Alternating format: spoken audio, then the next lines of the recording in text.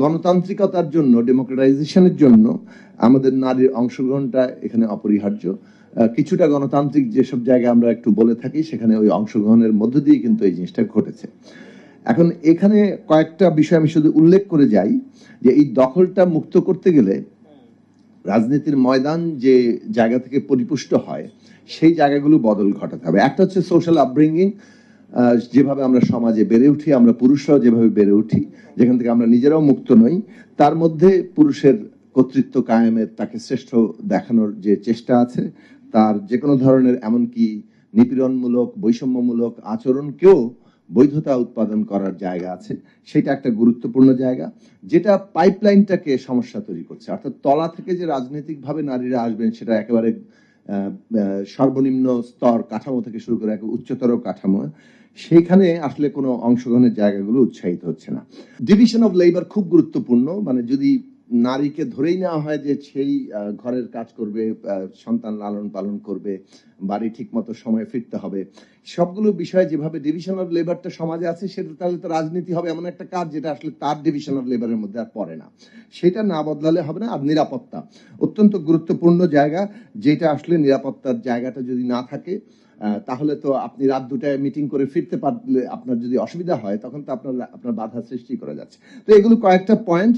শেষে একটা তথ্যগত জায়গা পরিষ্কার করতে চাই। এখানে একটু আগে দিলার আপা বলে গেলেন, ওনাকে শুনিয়ে দিলে ভালো হতো। আমরা যে ঐকমত্য কমিশন, আমি তথ্যের জায়গা থেকে বলছি, কোনো দল পক্ষপাতিত্ব করছি না। ঐকমত্য কমিশনে যে বসা হয়েছিল, সেখানে যা কিছু সংস্কার প্রস্তাব এসছে তা কিন্তু আগামী সংবিধান সংস্কারের জন্য।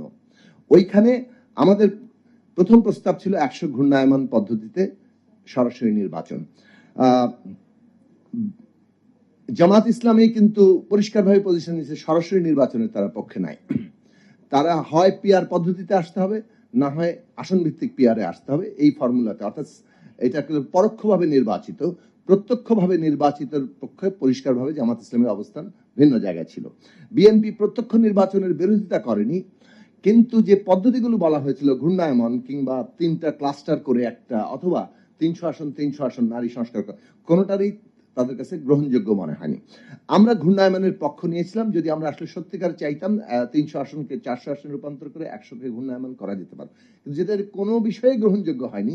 তখন আমাদের বিকল্প প্রস্তাব ছিল যে 100 আসন সরাসরি নমিনেশন, সেই জায়গাতে সেখান থেকে এটা আপোষ করতে করতে করতে 50 সংরক্ষিত রেখে বাকি 50 সরাসরি নমিনেশন, তাতে 17% নমিনেশন মিনিমাম দিলে সেইটা পর্যায়ক্রমে ওই যখন 33%-এ উঠবে, তখন এই 50-এর আর প্রয়োজনীয়তাটা থাকবে না। অর্থাৎ সিলেক্টেড নারী আসন এমনিতেই 43 সাল পর্যন্ত এটা সময়সীমা।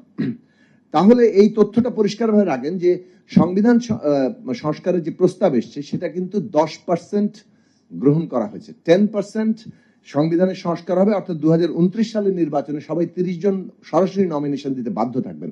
এটা আমরা 17%-এ মিনিমাম রাখার জন্য করেছিলাম, কিন্তু দলগুলো এটা তো একা কেউ চাপিয়ে দিতে পারছে না। এইবারের নির্বাচনে কি হবে সেই প্রসঙ্গে এসে বলা হয়েছিল যে মানে একটা এগ্রিমেন্ট আমরা করি যে 5% অন্তত দেওয়া হবে এইবারের নির্বাচনে, যেহেতু কোনো আইন ইত্যাদি নাই। ফলে যদি বলেন যে সংস্কার কি হয়েছে, 10% আগামী নির্বাচনের ক্ষেত্রে, এবং প্রতি নির্বাচনে 5% করে বাড়বে ইনক্রিমেন্টলি, এবং এটা 33%-এ পৌঁছাবে সম্ভবত 40-এর দশকে গিয়ে, তখন আর সংরক্ষিত আসন থাকবে না। এই হচ্ছে গাইডলাইন।